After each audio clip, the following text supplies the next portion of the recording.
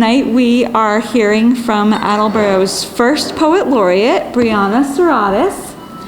And the reason we have a Poet Laureate right now is because last year for Attleboro's NEA Big Read, we read a book of poetry, An American Sunrise.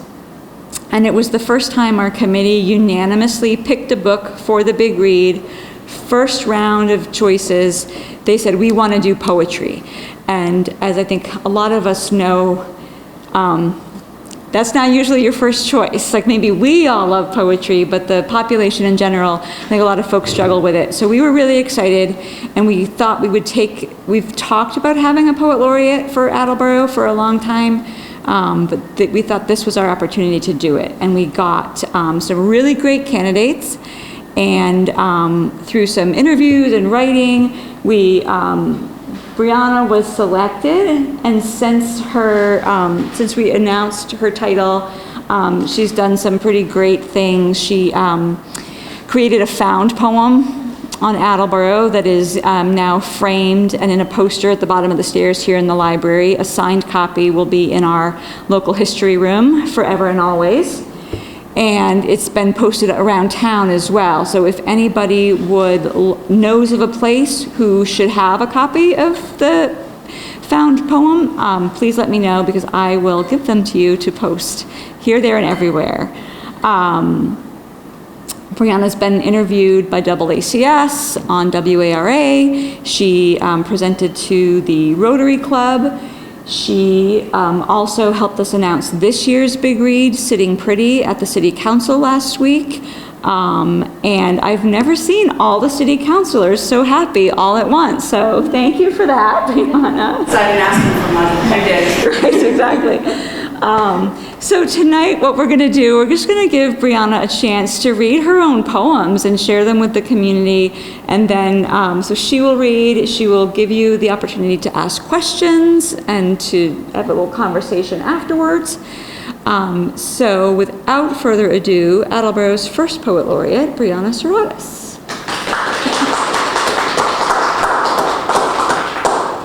Thank you, Amy, and thank you everyone for coming. I know it's been a very warm couple of weeks, and it's been a long work day, so I appreciate that we're all in this room today to talk about poetry. We are all going to be friends, whether you like it or not, so don't worry about it. I'm not a very serious poet. I'm not a very serious poet. If you have a question, ask me. If we want to discuss something, let's discuss it. I mean, this is one of my favorite parts, the small groups, because we really just get to get into the material. Just out of curiosity, who's a poet here? Who likes to write poetry? I think that that's the same thing, but has anyone brought, I know we already discussed, has anyone brought a piece to share today? I just want to make sure that we have time to accommodate everything. All right, so you're our chosen one today, okay? Perfect. So I'm going to start with a lighter poem, and it's entitled Poets Wear Black. Poets wear black, and by that I do not mean black Hawaiian dresses with flowers that bloom year-round. Poetry is somber work. Meditation, reflection, turning dirt into clay and clay into bones. The poetry asks the sculptor to sculpt, the painter to paint. It doesn't ask you to wear shiny jewelry and strappy white heels. Poetry is deep and dark and mellow and moody and serious. Did you not get the last part? Serious. Poetry is for the dead in their curly wigs, lace collars that scratch their lofty necks. It is not for girls who complain about wearing sunscreen during a heat wave and then complain when the sun burns their skin. No, I don't see your selfie in the portrait case. I can't imagine an exhibition of your final works written on the back of scrap paper, which you lost and found a week later, covered in coffee and mystery crumbs. Maybe you should stick to what you're good at. Maybe not everyone is a poet. Some of us have waited longer, have gone to fancier schools, have stuck their head in the mud at jobs we hated to be here right now. I don't know who you think you are. Writing words on paper isn't poetry.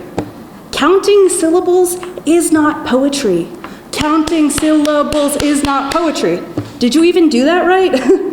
Did you count correctly? Are you even sure? Are you too nervous to tell?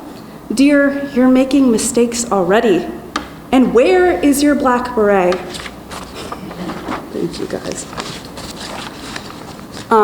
So I wanted to go in and kind of share some of the poems that I've written about Attleboro. This is the first poem that I wrote about Attleboro and that I submitted to the Poet Laureate search. And it's entitled Attleboro. Attleboro, in my borough. Attleboro, a little borough, quiet and kind.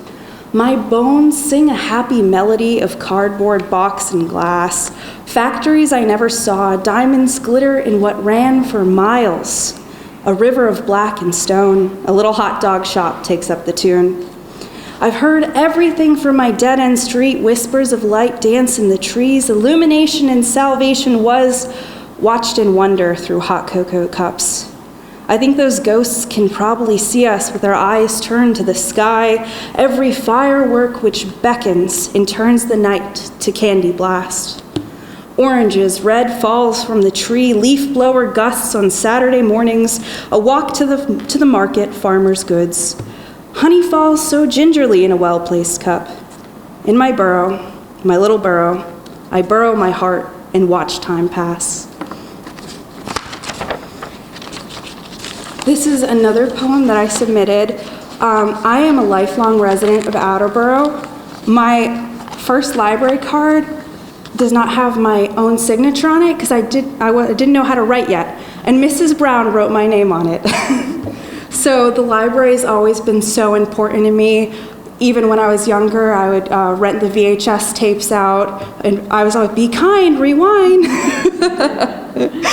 And then growing up, I was always the kid who had a huge book, under my arm. So I've always been so grateful to the library, and this was in homage to that, just all those wonderful memories that I had, and that Amy was a part of, and I didn't even realize it. So much that she does and continues to do behind the scenes. This is called, it should have been called To Amy, but it's called To Joseph L. Sweet. It's always the dead guys who get the credit, right? To Joseph L. Sweet, the man with windows for eyes, nose of neoclassical columns, and a waistcoat of windy steps. To Joseph L. Sweet in my kindergarten class who sat with Miss Brown and met your friend Dewey. For us you would wait with mouth open wide to accept our offerings through a little chute.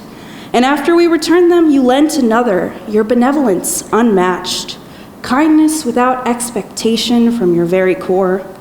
We spent many evenings together after the school bell rang. I found your stories amusing, settled down for well-worn tales.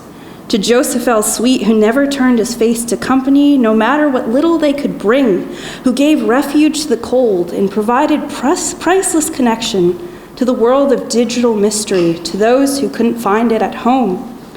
To Joseph L. Sweet, whose gregariousness you would not expect from his stone facade, and whose cooking was unmatched, even as he raised us all on a paper diet. To the man who found the perfect words to say when you didn't have your own, when the world seemed solemn and silence abounded. To Joseph L. Sweet, who's seen the future in the past and records it quietly in his little book. I write this for him and for all those he's known who I will never meet. Here's to Joseph in his quaint little home on North Main Street.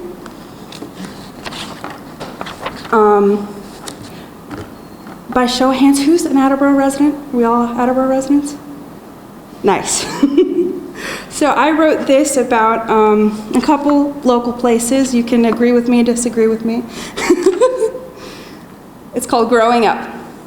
I learned to ride a bike in the abandoned parking lot that isn't an abandoned parking lot anymore, right near the hospital in that gymnastics place. I swear, too much of my skin has been left there, scrapes and whimpers and elbows bruised. You wouldn't believe me now, looking at that shiny new building. Has it been there for eternity? I can never tell. How does an empty lot go from dandelion, terranium, and police speed trap to something shiny? Stainless steel rows of cars file in and out on lunch breaks. I know what it means to see ghosts in the things you once knew and loved. How crazy would it sound to say I miss this place, asphalt cracked. I miss the 18-wheelers parked in the back. I miss Fortune House in the center of town. I miss Rojacks and the old weather lanes. And if you press me too hard, I'll tell you that I'm not too thrilled about the stone that they put in front of the Dollar Tree to stop people from cutting through. And maybe if I hadn't wrecked it already, I would probably wreck my car trying to pass by because I wouldn't see it. These things don't register. They never will. In my heart, it's 2005, and this town fits me like a glove. We are growing, changing, and so am I. Thank you. So that was just a little selection of poems that I had written about the town. My main work and my private working is, the private pieces that I have written are a lot of portraits. I really like the idea of capturing someone else's perspective, and I wanted to share a couple of those. I know sometimes they're a little controversial, or they make us face difficult topics, but I would just ask that, we just listen to them with an open mind, and if you want to challenge the point of view, challenge it, absolutely. It's not always my point of view, but I think that it's conversations I've had with people, stories, and things that I've heard people say, and just to memorialize that and kind of put that together into to a cohesive piece is important to me. So I'm going to start with a piece that I wrote called Peas and Fruit. How lonely he was in the forest of concrete blocks, of U-Hauls softly tethered to sputtering machines. No, he wasn't an environmentalist. He still drank from straws and crinkled wrappers. 1, 2, 3, toss. He ordered his Big Macs, extra sauce, hold the pickles. His shirts were never pressed, bought them wrinkle-free. Wore muddy blue polos awash in lint, and hair, a strand or two. His wife's and the dog's, blonde and brunette. Sometimes he forgets which is which. The only thing he remembers is payday is on Thursday. Direct deposit, a couple of beers, which stave off the endless morning of Puritan black. Centuries forgotten with the cracking of peanuts. Shells knocked to the floor. Bartender growls. Leave him alone, buddy, he's watching the game. And he thinks about the runaround they gave him down at the bank. Refinance what? Ha. They'd rather see it go into foreclosure. And who is these they in the asphalt city who push all the buttons and make the world roll? I know he hasn't seen them staring up from under his Chevy, a new kind of stargazing at greasy pipes. Like the ones his grandfather smoked, the stories he told of looming mills, gurgling water, pitch black. He was silent on why his fingers were bent quite that way. Never told him about that scar, but he knows now, bruise after bruise, the aching muscles which clench for dear life. Lowing spasms will keep him awake. Molly, bring him some ice. 17 years with a woman should be enough to gather the courage to tell her the truth, but he saw how her eyes sparkled when she spoke of vacation. He hates her for her fragility, would rather have frigidity. Anything to make the barbs of he feels from heaven, the heavy onslaught of bad news which creeps onto the dinner table, rots the peas and the fruits. He's kidding, the fruit is made of plaster, an ugly centerpiece. Dust collects itself between the grapes, makes the apples dull. And he wonders how long the dust will settle before the concrete swallows them all. And that is how you kill the crowd.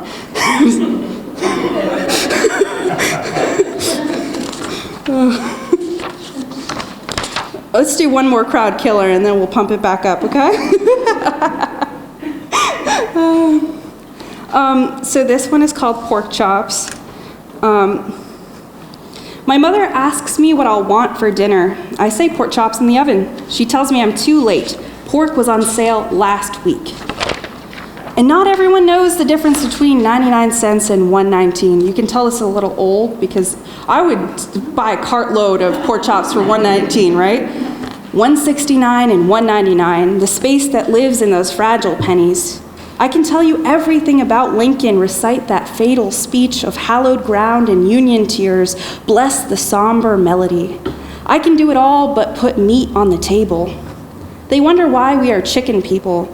Do I really like chicken? It's always dry. It sinks into the same box of pasta. Leftovers turn to jerky in the microwave. Mother says she can't keep up with the demand for canned tomato sauce, and we live another day. My favorite color is purple. Oh wait, that's a lie. Sometimes you have to tell so many lies to cover, the world lives uncovered. I'm telling you a story. I'm telling you the truth. Don't fear the barking of the palas. Keep your head down and buy your meat in bulk. Everyone is a liar. Carry yourself on your own. So let's see if we can. How does a love poem sound?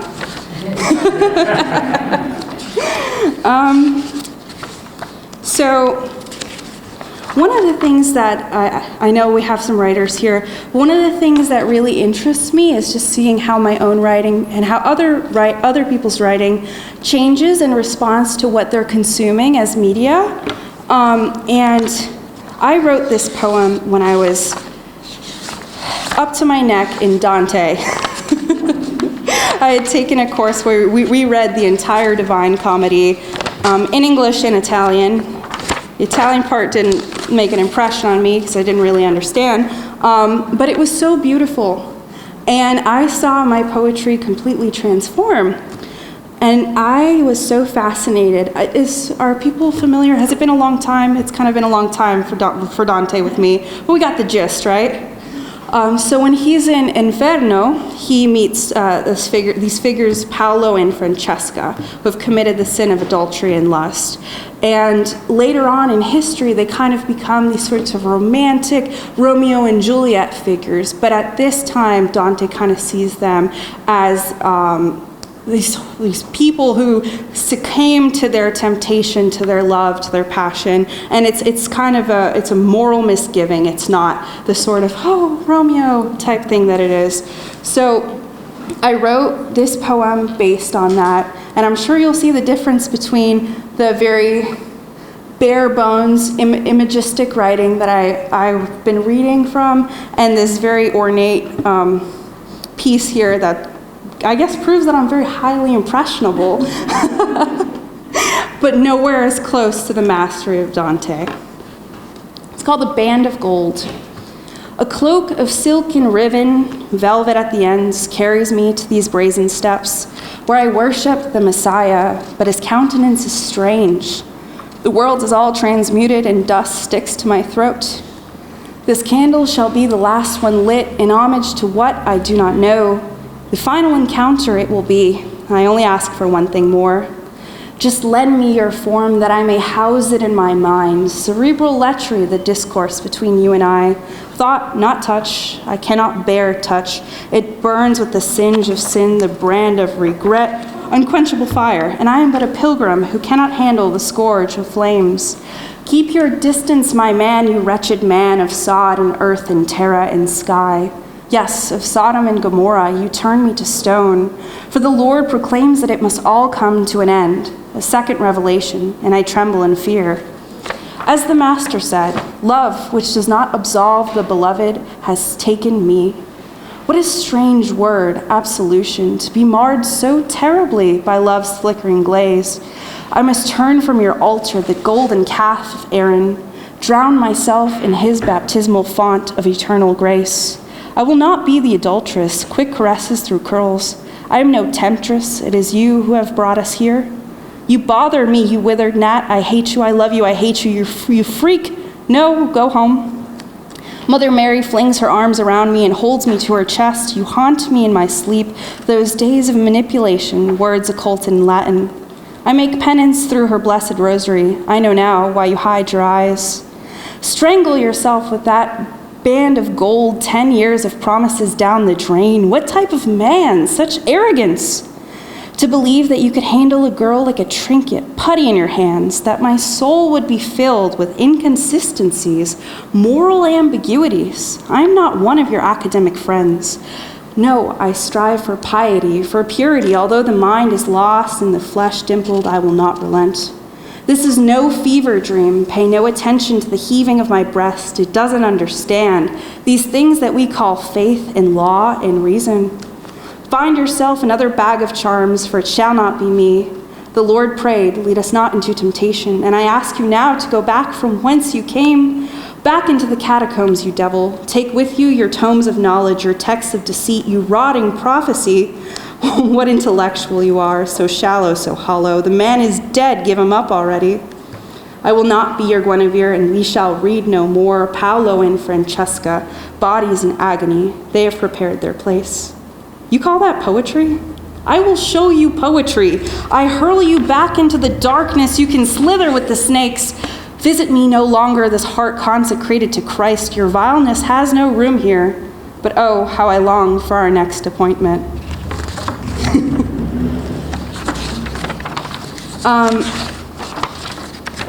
I also brought some poems that I prepared in conjunction with the Alzheimer's Association.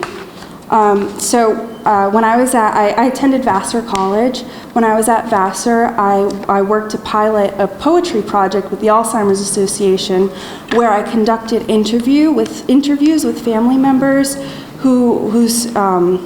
with individuals whose family were suffering from Alzheimer's and other dementias. And I kind of sat down and I talked to them and I asked them, about their family, about the impact that it had on their lives.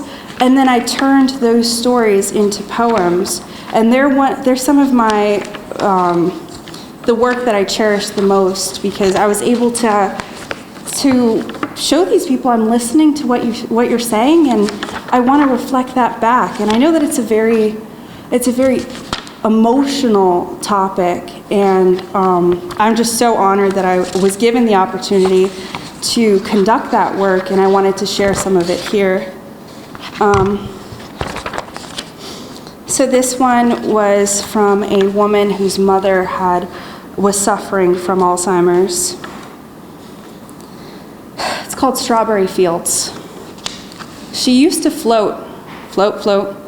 She picked strawberries with me in the summer and everything was bright, I still remember. Crazy how you can think back to when you were a child. She wore big blue sapphires in her ears and gold ribbons around her neck. Sitting now in a messy mop, hair that once never saw a week without the salon. Nails unpainted, cuticles overgrown, like the lawn that was until she couldn't hold. Water overflows from the pitcher in shaky hands that saw it all, brushed my hair back in curly ringlets, anger fills her eyes. As I reach for the comb, Mother, why are you so angry? I'm here to visit. Pale blue eyes stare back, those eyes that saw the strawberry fields and hemmed my corduroy pants. It's crazy how all of this can seem poetic, and yet here we are, her and I, in a cold, pallid room of a nursing facility. This isn't her home. She knows that deep down. She used to know a million things. I'd rush to give her a pen, and she'd fill out the Sunday crossword, no missed spaces. Those spaces stretch out between us now. She cries and screams. I don't cry back. My tongue is gone like packing salt. Mother, pick strawberries with me so we can make jam. And suddenly I'm a little girl, and so is she, but I am I, and she doesn't remember me.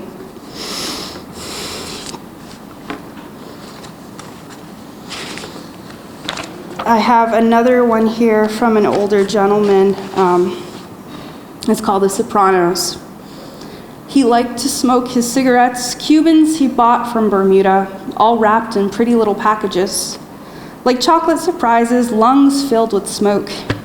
It made me giggle the first time he brought me to Tammany Hall. He regaled us all with movie scenes, mobster chic dressed up in a blazer. Bigger than life, I remember, man who boomed and put the world right by numbers, aligning space and place in depth. There was nothing he couldn't buy himself and no one he wouldn't treat. Magnanimity stained through his pockets and nestled in a short, downy beard. What then should we have done when Tony Soprano lost his groove? A mob boss for the centuries found sitting at home in a dirty t-shirt. Words make things real, and maybe that's why this poem gets lost. Stuck in my gullet, incantations of phrases rise and fall. Please don't make me recount that memory of pain. I want to see him as he was, hear his voice ring out self-assured, and know that the world is all right. That frail man is not my man, is not the man I came to know. Mummified and sullen, speeding bear, he won't eat until they fight him, when delicacies used to delight him.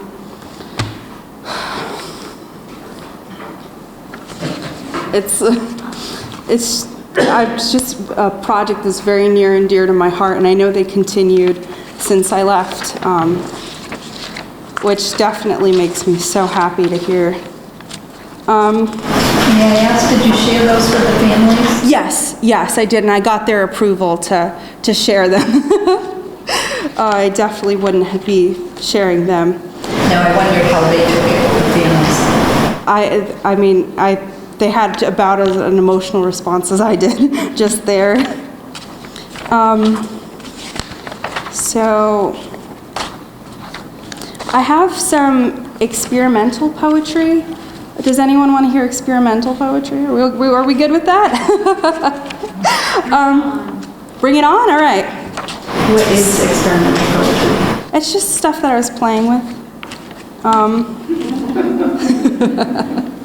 This is the stuff that I do when she's knocking on the door. Like, what are you doing? So these are poems that I wrote just by hearing someone somewhere say one word, and I challenged myself to write a poem using that word. So the first one is binary. I turned the pages of, maybe one sec. When I wrote these, I kind of wanted to play with the idea of how the words themselves would sound. Not necessarily what they mean, but what feeling, overall feeling you would get after hearing this poem. So, I challenge you, I don't know if this is any good, but I challenge you maybe to just drink the words in and see if I got anywhere with that. So this first one is binary. I turned the pages to see purple binaries into outer space, just to see what it felt like to be a well-trained poet, and I turned the thread so tenderly I never found his wanton gaze. Truth should be a puzzle of sorts, I understand it to be, but labels of wedding dresses and chocolate cordials really do pierce the brow. I loved you like the waking forest of every soft dawning day, and everyone has felt the peach pit ripeness of despair and tender toil. So how is it that such things turn to sudden when napkins fail to be anything but folded paper, and twice I never know? Unlock the riddle of old forbidden flax, of chaff left over, pass through as you see. I died the undying breath and felt it so heartily my bones were a quaking soup. This next one is, I use the word lament. We get a new form, a sort of playful lament. Today I'm wearing my black sweater, the one with the high neck, and I'd feel like an absolute poet if my shoes weren't so cheap. You get it, I'm not a snob. These things have carried me everywhere. There's melted ice cream on the sole, for tears I cried for occulted reasons. He came for a year, it lasted for seasons. Puddles of rain fill the schoolyard, gravel, dirt, and spring, wash away absolutely nothing. I yearn for baptism and hallelujah, turn the knob on impatience, burst in on stormy nights. This one was expunged. Not really a sort of larger poetic outcome. I've never had everything expunged. Records on fogged glass turn future into memories, and sweat abundantly flows from ragged dust to thunder. I heard the beats in my head, tones and syllables all untrained. Why cultivate the autumn kisses when winter comes for a great while? I ate so many chocolates I had to hide the wrappers. Aluminum, soft, falling, thin. Magnesium citrate is effervescent. He hurt me deep in my lungs. The mayor hid the cloudy water, not this mayor. The mayor hid the cloudy water, another mayor. And all was a beaten breast. The poems amount to nothing, no ode, no solemn lament. Tonight I will have a cheese sandwich and ponder softly for a little while. Can you talk a little bit about the peach pit ripeness of despair? Absolutely. So it's definitely a mixed metaphor, because when you think peach pit ripeness, first of all, ripe is, it's ripe for the picking. And it's like, how could despair be peach pit ripe? But sometimes we work ourselves into such a hole of despair. It's like you're just right there on the brink of falling into the pit, right? Okay. Oh, so you use the double meaning for the pit. Got it. Sweet. I also think that it's a really interesting way to phrase it because it goes peach pit ripeness. So even the words themselves are escalating in tone, and you end up, and then you go down because you're in despair. Yeah. Really nice plan works. Nice. Thank you. Are there any questions so far?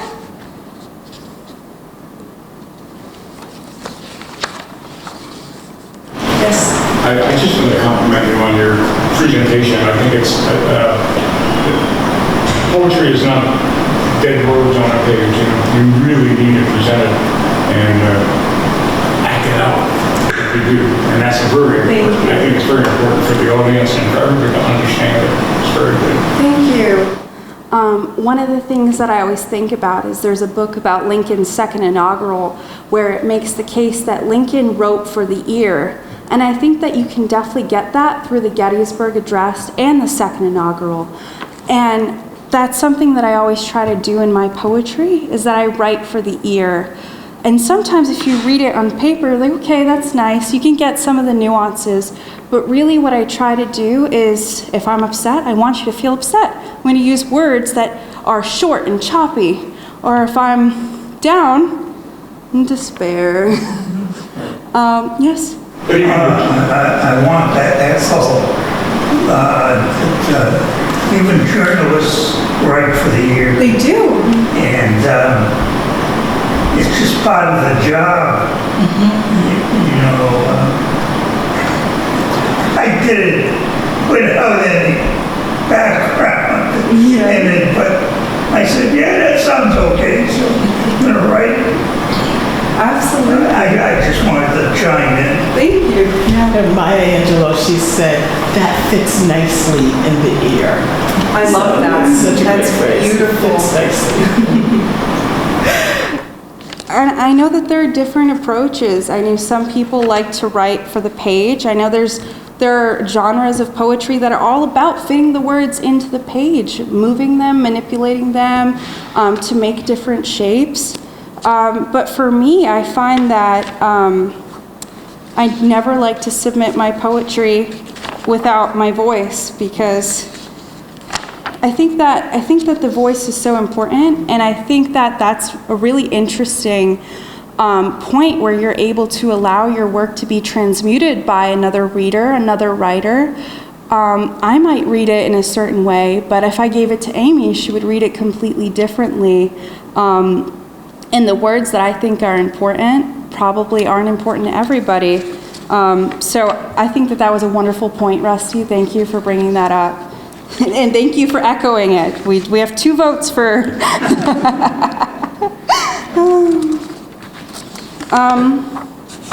So I am a little bit of a political junkie, so a lot of what I write is political. I try not to be a partisan, but I do like to kind of comment on the things I see. Now, I'm 22 years old, so I haven't seen much, and I'm always the first one to admit that. So you can say, oh, hey, girlfriend, you need to back it up. You have no idea what you're talking about. But I always try to approach things from that lens and try not to get too big of a head, even though I did put a lot of hairspray on today. So I wanted to read one of those poems. It's called When the War Comes. And I think we all know when the war came this year, so I was just trying to reflect on that. When the war comes, he smiles at me with slackened jaw and all the sinewy fiber of life and breath. Bones and cartilage meet in between the Lord and the mountains of every world. And suddenly, ramparts don't seem like ramparts in the rocket's red glare. And everything is so utterly human. What are ramparts anyway? And how can I sing when rubble fills the spaces, when they change the energy, the pressure, and all is incredibly silent? When this is not a movie, there is no movie. When candles flicker on through the night, and hope and temperance become virtues which burn on. And I know that Amy and I were talking about the creation of the Found Poem. Is anyone familiar with the Found Poem Initiative? Earlier in this year, we came up with an idea of why don't we create a very simple project that our community could engage in that was very low stakes. I know not for this group because we have some poets over here, but for the general public, when they hear poetry, they get a little intimidated. They say, "Oh, I can't do that. That's for dead guys. There's all these rules. My 8th grade teacher was really mean to me, and I don't ever want to go back to that again." And that's okay. But we wanted to prove them wrong. So what we said is, let's come up with a project that's super low stakes and allows everyone to enter into poetry without even using their own words. So we decided to embark on found poetry. Now there's many ways that you can engage in found poetry. And some of the experimental stuff that I wrote with the stealing one word and basing things around that was found poetry. But what you might often see is the magazine page that's been Sharpied out except for a couple words, and they take the text and they reveal another text that they've created just by deciding to include some words and omitting others. So with this initiative, we had Amy put out a piece of paper that's on the checkout desk of the library, asking patrons to open the book that they're checking out. They're already checking it out, and find one quote, one word, one sentence that resonated with them, and to send it to me. So then I took those words and I put it together. And it was very interesting because we began this initiative, I don't know if it was late January, early February, and then we finished it, I believe, in March. And I watched this poem, which was created without intention. I was taking these words and putting them in the poem in the order that I received them. And what I found was not just a rallying cry for a solidarity of our own town, but something that I believe can be read as a piece honoring Ukraine. And so I would love to share that here, but it's just so interesting going back to the conversation that we just had about reading and listening and hearing meaning, how work that had a completely different meaning or no meaning, because unless people were going behind my back and coming up with a way to frame this piece beforehand, was really just an organic collaboration of the community. So we called this Attleboro, a found poem. And this is the poem that is that you can check out, that's on the staircase as you go by. There are places I'll remember, even when our ancestors are long gone, and Sixsmith serendipity is out of stock. Still, we hold a double bed, blue walls, cotton rug. The best way out is always through. Tell me, what is your plan with this precious life? We scan and glean information without really stopping. Write, erase, rewrite. A poppy blooms, beautiful country we are, small, but we are valiant. And I put in the last quote and stepped back and said, wow, wow, that's so cohesive. And it was just beautiful. And I felt like it was a great way to show people that you don't have to come into this with having all the answers, having the poem written out, that you can just contribute one line, one word, and that we can create something that is resonant and has meaning. So it's coming along 7:10, so I'm gonna maybe read a few more, and then we will go into the question and answer, if that works, and have time to share some poems. Does anyone else have any poems that they would like to share? All right, Rusty, I got you. Did I see? Are we a scary group? Yes. I'm in a Hawaiian outfit. We're on vacation here. Don't worry about it. So this is entitled an autobiography that I wrote about my life and my ancestors. An autobiography. I don't have any heirlooms. I don't have a history. It was left in the old country, in the rush, overlooked, omitted from the suitcase. But they sang these songs at the factory as fiber spun to thread, and she watched her fingers harden, calloused to the bone. But she paid off the house, even when her husband left her. He heard the calling of prosperity and the smell of cocaine. I love him, but I never knew him. My mother told me he crashed his car and died in his sleep. I wonder what it feels like when your lungs fill with liquid to drown in the safety of a downy dream. There isn't much time to ponder these questions, because life is about absorption and we're fighting the fight of self-improvement. She wants better for me. I turn to my father, forgotten father, give me some hope, something sweet. But he only knows the factory, same story, different factory. Polishing jewelry, setting stones. Giles Corey challenged more weight, but I have mere pebbles and yet I am sinking. How can all of these people sit so comfortably on my shoulders? I've filled out the applications, leave me alone. My daughter at Vassar will marry an officer and she'll live a life we've never known. And my granddaughter will sleep with stars in her eyes and death will wait a very long time.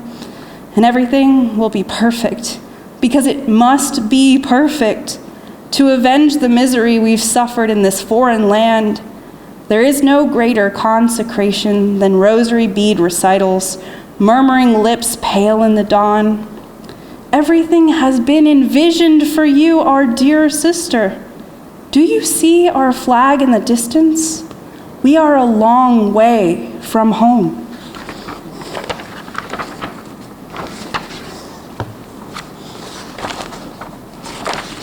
I'm proud of myself on that one, can you tell?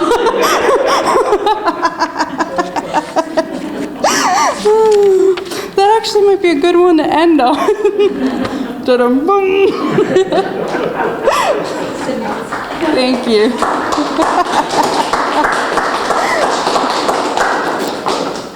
So I would love to open it up for conversation, and then we can move on to hearing other people, because I'm getting sick of my own voice.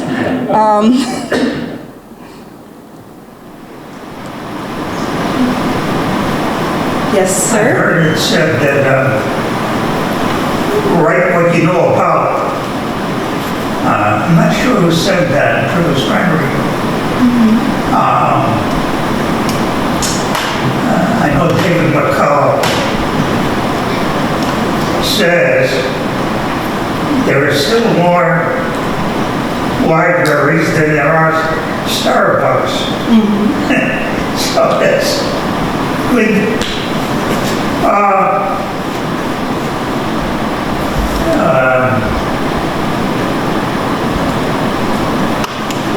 Well, he has he posits the question, here's a photograph, find out everything you know about it. And what happens is the student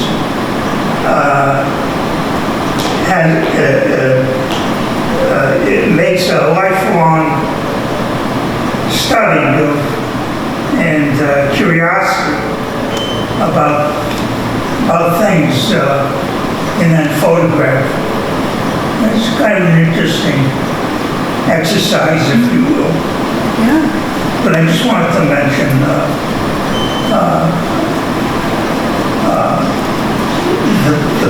the issue of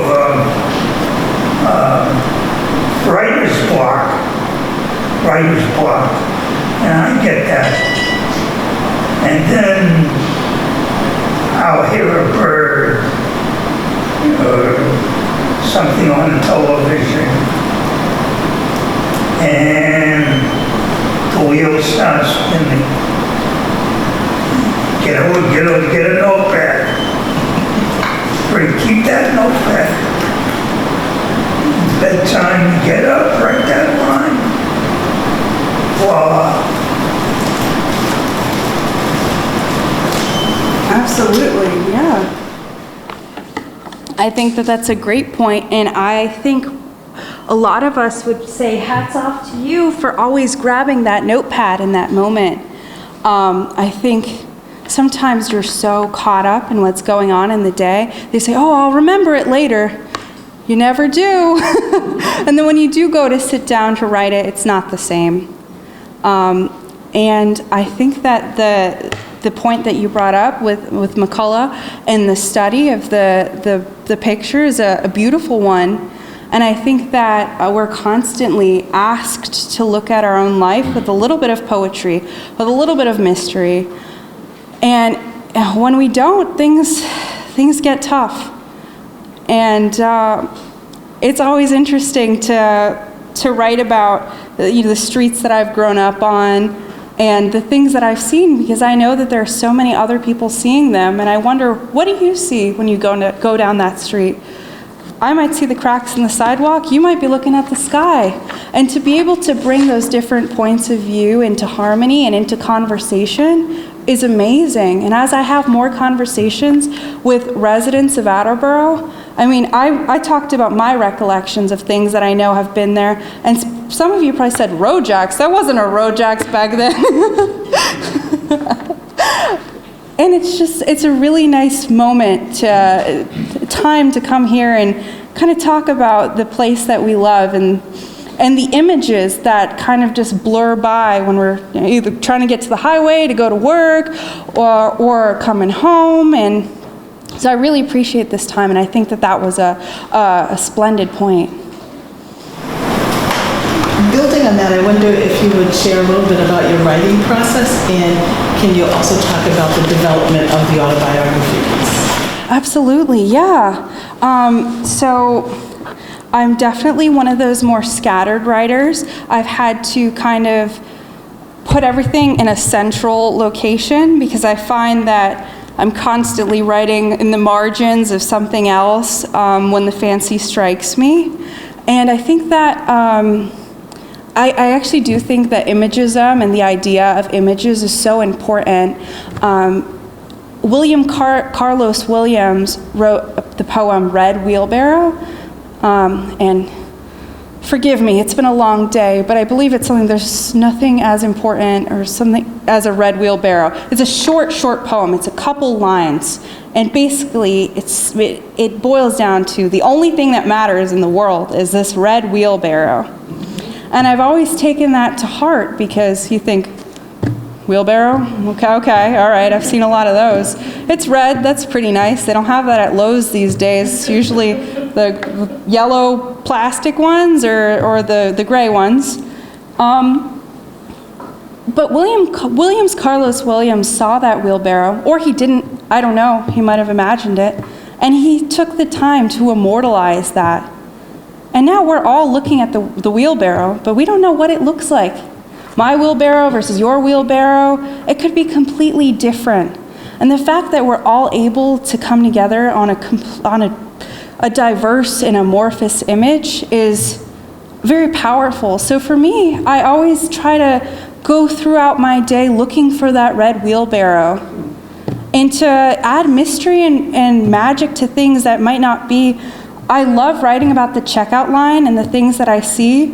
I don't think I brought it with me, but I wrote one poem about a man standing in the checkout line holding a bag, holding a container of ground turkey, and it was dripping on the floor.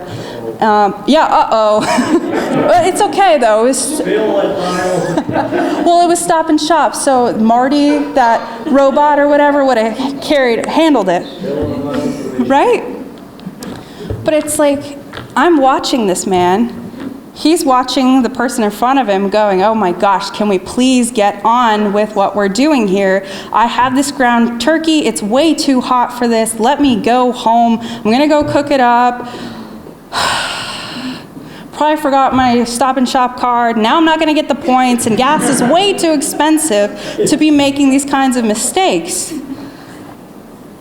But it's a moment, and it says a lot. It says a lot about our economy. It says a lot about the way that we view the person in front of the line. It says a lot about, hey, I see you. I know you're frustrated. I know that you're going to work every day and then heading out to get food, and it's just on and on and on and on and on. And sometimes when we can read a piece and see ourselves in it, it's great. It's a great feeling. I don't remember what the question was, but that was my red wheelbarrow. Thank you. Oh, thank you. Writing process, right? There's a process. Yes, Trustee? As the city's first poet laureate, what events do you anticipate being on the dais for and reading a poetry and participating? For example, the opening of the new high school or something like that. Yeah, I think that the opening of the new high school, and then also what I've been getting is inquiries from different groups. I spoke to the Rotary Club. I'm looking to do a tour of BCC soon. So I'm mostly on, if you want me there, I'll be there. I'll try to get there. If you want me to come and do this whole song and dance, I'll definitely do it. I think that there were some expectations that I would kind of stroll on in here and say, "Hear ye, hear ye." I would like to proclaim this day the opening of the high school. That's Larry. And I think that work is important, but I also think that the work that we're doing here is very important.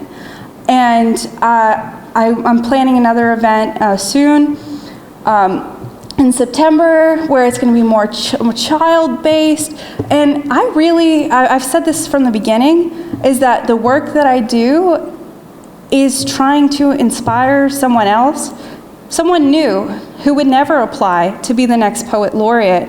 I spoke a couple months back in Foxborough, actually, at the Rodman Center, and we had a jammed house, 2 people, one was my mom. Lots of love in the room, that's why I felt packed. And I met the most amazing young man. He came in late, he was very shy. He wanted to sit in the back. We said, "Oh no, sweetheart, there are 2 people here, you're coming in the front." And we just had a discussion, and he said, "You know, I love poetry, but I didn't know if I wanted to come." And he actually ended up reading some of his work. And that was a magical moment. And I think that with events, I think it's a blend of going to those important days. I mean, I was just at the city council with Amy as we announced as she announced the big read, and I nodded. I wasn't a part of that process, and I won't take credit. But to me, the events that I think are super important are the ones that reach out to people who have a passing interest, who aren't already in the poetry scene, because I know there's a very established poetry scene here that's wonderful, and we need to recruit more fresh blood. Let's get more, so that we can have events like this, and it's, standing room only. So, yeah. Thank you. Anyone else? It's okay, we don't have to ask questions. Can you talk a little bit more about the experimental poems? I liked that you were willing to share those. And I liked how the rest of you was talking about how you present your poems. You presented them very differently. So I'm very curious, what it was like writing them. Was it hard? Was it a challenge to yourself? Was it to try to overcome writer's block? Yeah. I definitely think that it was an exercise in trying to overcome writer's block. And I was sitting in a meeting, maybe, yes. I was sitting in a meeting, I don't get paid to do this, but, and I said, you know what? You have to be at this meeting no matter what. Why don't you write some poems while you're at it? Why don't you take some words that are being said and you commit them to paper? And sometimes I feel like that's the best way to kind of break that writer's block, because you're saying there is no stakes at all. It's just me and my notebook. I'm looking like the most studious employee right now because I'm writing furiously, and none of these ever have to see the light of day. I mean, they did today, but they don't have to. And I think that that's the best thing about poetry, because anything you write can be poetry, and you can enter it with so many avenues, and you can re-enter it. Sometimes it feels like, oh, I haven't been in the game for so long. Maybe this isn't for me. I'm reading stuff I wrote 2-3 years ago, and I just don't think I have it in me anymore. I mean, at 22, I'm feeling quite washed up.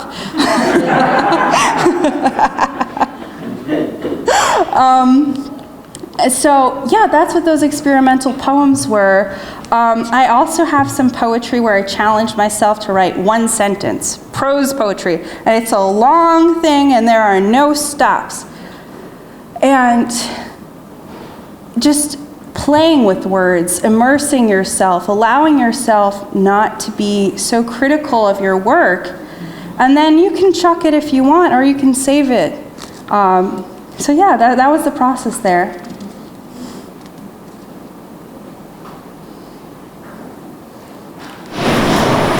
And Cheryl asked about your other, can you talk about your other? Oh yeah, so sorry. So that autobiography started with the idea of I have no heirlooms. I am an antique fanatic. I love to go to antique stores. I love to look. And one of the things that always made me so upset is that I would find pieces that I loved that I'm not allowed to buy because for some reason we are not allowed to be on TLC's Hoarders or something like that. And I would always say, I can't believe that this is here so cheap. And it would get me angry, right? Righteous indignation that somebody's grandfather left them this and they have no idea what the value of that is. And they're just selling it off. I mean, I'm going to buy it for, and I'm not going to tell you how much it's worth, but and I thought about the fact that my family had emigrated and there's nothing in our basement like that. And I don't have a Civil War saber in my basement, and if I did, it definitely wouldn't be in booth 36 of the Antique Mall. And I wanted to kind of write an autobiography that was an heirloom. I wanted to take our experiences and recreate that history. Also, I mean, here at the library, we have great genealogical resources. We have all of she can tell you everything. All the records from Attleboro, the birth certificates, death certificates. My family doesn't appear in any of those. So even just reading this poem here today, I mean, there's a record that I was here. There's a record that my family lineage was here for this moment. And now I have a record through the Poet Laureate of being here. And I think that just documenting that experience was really important to me. Yeah. Thank you. Well, last call, and then we can go to the good poetry. All right. Well, thank you guys so much. Thank you.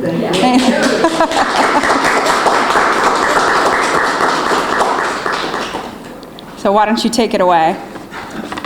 We have time for two. Go for two. I want to hear them both. Maybe? This is a segue in one of my poems, the first one about recording the family, in my case, Portuguese immigrants. That's us. We're Portuguese immigrants too. Sometimes we create a myth about immigrants that everybody succeeds with the American dream. The only thing guaranteed really is equality of opportunity. As one of my history professors was said about Lincoln. First one is entitled Feijão and the Smile. Feijão in Portuguese is beans. Adieu, Senor Vasco. You were a familiar stranger, but lonely among us. A loner, de rigueur in green dickies and white tee, wearing a wan smile, carrying a can of Campbell's pork and beans. Did you utter a hello or a Porto English phrase to a well-scrubbed weedy on West Main, or a townie in the supermarket no more? Your Mary and your sogro Manuel banished you because of the bebida, banished to the tenant's house, at Teixeira on Taunton Avenue, faded gray, forever and forever run down. You, Vasco, in time betrothed to the bebida, the habitual drunkard, now with flecks of gray, slightly sagging jowls, a still wan smile, dressed in deep green dickies, white tee, holding a can of Campbell pork and beans. And behold, do we really know you now without Super Place, aka Fernandez Market on West Main? Or were you just an illusion, some writer's two-bit melancholic handiwork, stirred by a poet's pots, pork and beans, a la Campbell's, Camden, New Jersey? My MO, I guess, is I like to make up words, like Time Magazine, and throw in some foreign words, and just to get off this and go to a more fanciful. These both are latest compositions, by the way. Bebida is alcoholism. Sogro Manuel is father-in-law Manuel.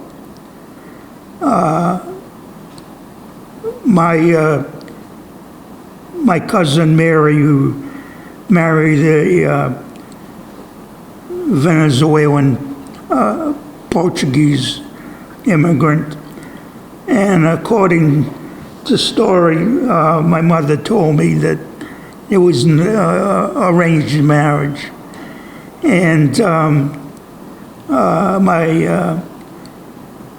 my uncle Manuel banished Vasco from the household. So it's a sad one, but I had to write about it for the record. Now this is okay. Everybody can go home a little bit better. It's called Avian Straits. Robin, familiar first person, singular, just Robin. No need to address O Senor Robin, my little brown avian friend. What's that you say? Shh.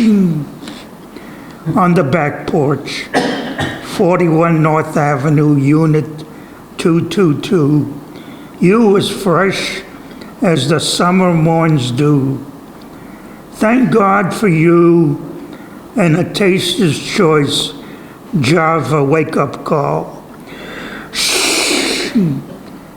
Indeed, sweet music, not the noise of a cocksure, bantam, red rooster, drill sergeant. An anti-Audubon, anti-avian, secretly wishes ill under an Arthur Godfrey-esque guttural guffaw. Speak English. Damn, what's that freaking bird chirping about? It's got it soft. Endangered species in a wooded social safety net. Ah, I know it. You are as delicate as a diplomat's cocktail party at UN Towers, as whispering soft as Winston Burdett, CBS News, Rome. Nature's heavy lifting you do. A Navajo, a code breaker are you. The Honorable Robin, at large with portfolio. Delicate, too delicate? Say a barrel-chested strong man to negotiate straits of aerial, of wind, snow, and rain. Honorable Robin, yes, dares to fly again. Au revoir. We'll see you again. And I want to mention I stole the last two lines from Mr. Nixon at his farewell meeting with the staff. I think it was August 4th, 1974. So I stole that one. I hope that people go home a little better than the first.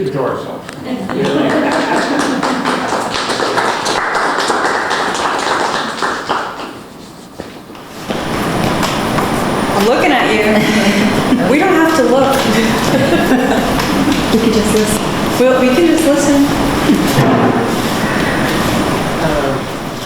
Yeah, I have never shared any of my poems with strangers before, so this is kind of terrifying. We're not strangers. Your friends I haven't met yet? Yeah. Okay, so I have two, I guess one's really short.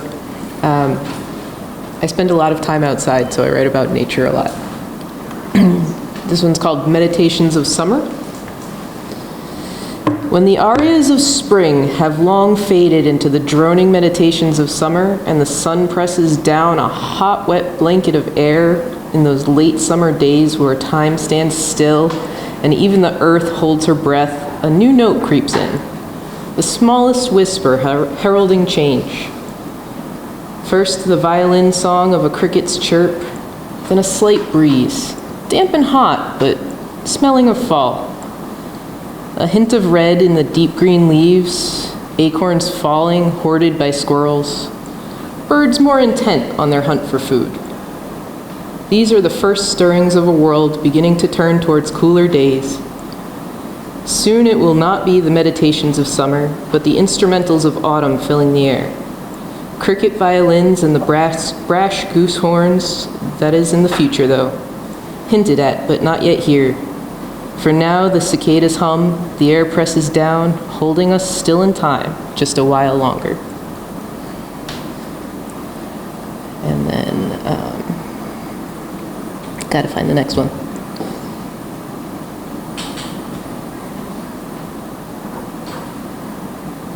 This one's called Hope, and it seems very appropriate right now. It smells like rain tonight, I wish. It smells like rain tonight, though the sky is clear, like an omen, a washing clean, a new beginning after drought. The smell of rain is hope.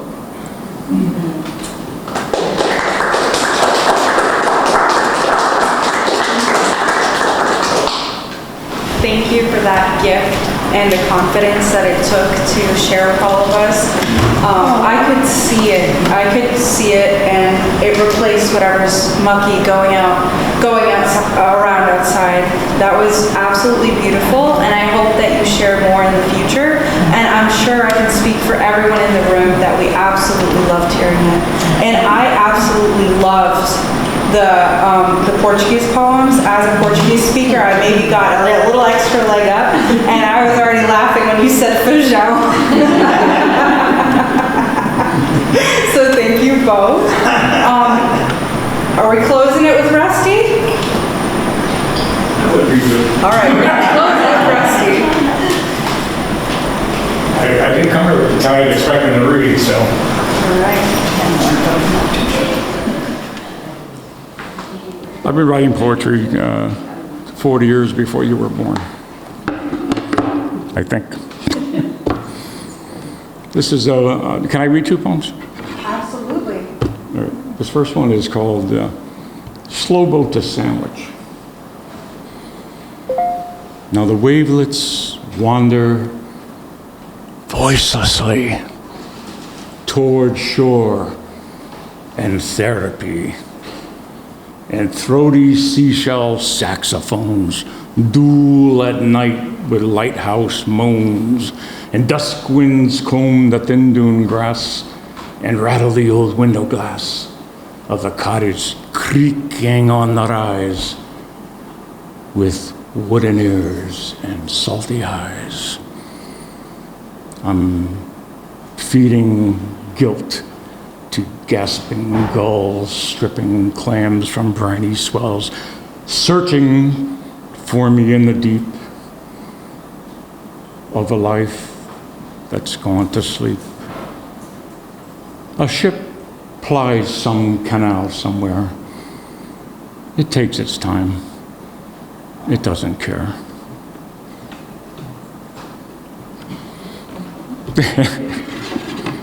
That's the only poem I know by heart, so. This poem I said this would be the last poem I'm ever going to write, because I rewrite it every week. And people who have heard it say it's very depressing, blasphemous, or enlightening. So, you're on your own. It starts with an anonymous quote. Life asked death, "Why do people love me and hate you?" Death responded, "Because you are a beautiful lie, and I am a painful truth." This poem is called Dreamless Sleep. If you knew where you're going to die, what would you change or do differently? Well, you're going to die. I always said I didn't want to die thirsty. But when I'm dead, I won't be thirsty or hungry or stuffed or starving or craving tacos or liver and onions or bourbon or gin or rye. I won't be fat. I won't be skinny. I won't look in some genie mirror and wish myself someone else. I will be nothing. I won't be happy. I won't be sad. I won't be jealous. I won't be proud. I won't be lusty. I won't be rusty. I will have not a single regret, because I will have no memory at all. I will not miss anyone I knew or mourn my progeny I will never see. I will be nothing. I won't be vengeful. I won't hold a grudge. I won't be tired. I won't be peppy. I won't be sleepy. I won't be wide awake. I will not be at peace. I will not be at war. I will not be chained, nor will I be free. I will be nothing. My thoughts, my words of wisdom, my mistakes, my miseries, all my good and evil will stop dead. Nothing. If you read this aloud as some death ritual when I am gone, I hope it gives you solace. I will not hear it. I won't know the guy in the photo albums that may have been me once is a mystery without a clue. Nothing. If you drink a toast to me in some saloon somewhere, let it quench your thirst, for I will have none. If I am burnt rather than buried, I just hope it is the cheapest choice. I don't want to take up any room or be a dead seed planted in a dying planet. Better yet, just throw me in the pond with rocks in my pockets. I will not know or care. I will be nothing. When I am gone, please do only things that make you feel good for yourself, not for me. From my passing onward, you need do nothing for me except perhaps think of me sometimes if you can't help it. But only if you feel like it. Don't forget, I won't know. I will be nothing.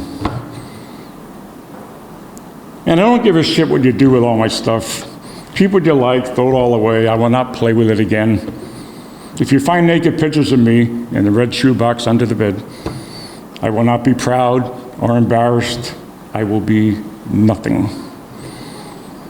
When I am nothing, please take care of yourself. Remember me, if it pleases you, until you too are nothing. I won't wait for you. I won't greet you with a smile. I won't see you there. We will be nothing together. If I'm near death and see a light at the end of a tunnel, I will not go toward it. It could be the fires of hell. But how would I know? I have no faith in the great beyond.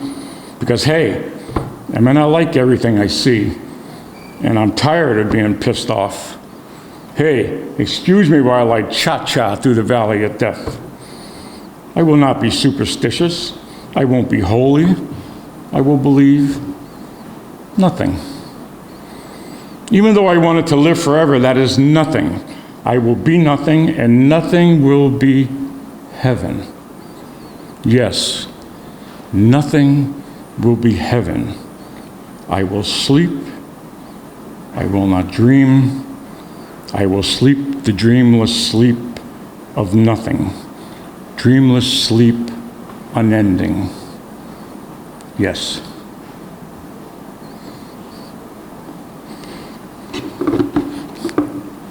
That's it.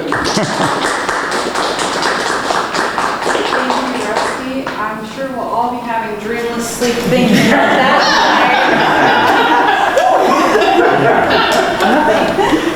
We should think of nothing, right? Yeah.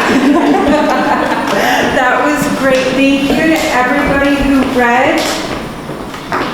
It was beautiful, and thank you to everyone who came and took some time out of their day to listen, to sit with us, and to just bring all of your energies here to this room today.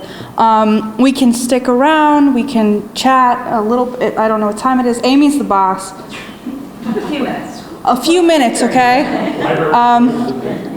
When I close the place down, it's usually the library. It's never the bar. So thank you all. Have a safe drive home, safe walk home. Stay cool and keep in touch.